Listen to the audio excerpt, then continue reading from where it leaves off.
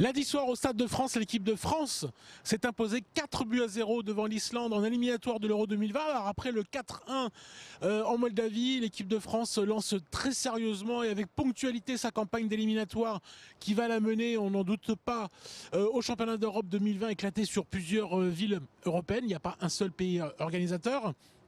Alors cette victoire, qu'est-ce qu'elle dit? Elle dit à notre avis deux choses. D'abord que l'équipe de France possède un talent offensif incroyable parce que 8 buts en 2 rencontres. Alors évidemment c'est face à des seconds couteaux ou pires européens. La Moldavie c'est 170e nation FIFA, donc c'est pas terrible. Mais voilà, il faut prendre ces matchs par le bon bout et l'équipe de France l'a fait avec encore une fois ce talent offensif parce que dans les 3 attaquants de l'équipe de France, il y en a 2 dans le top 10 mondial, Mbappé et Griezmann et Mbappé.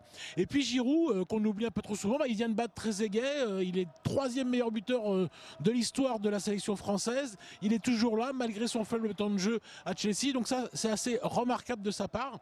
Ça c'est un premier enseignement. Le deuxième, c'est que cette équipe-là, alors il y avait Kurzawa qui remplaçait Hernandez au poste d'arrière gauche, mais sinon c'est un peu l'équipe qui a été championne du monde, c'est les 10, 11 mêmes à chaque fois, et ces gars-là, ces champions du monde là titulaires sont inchangeable, indéboulonnable.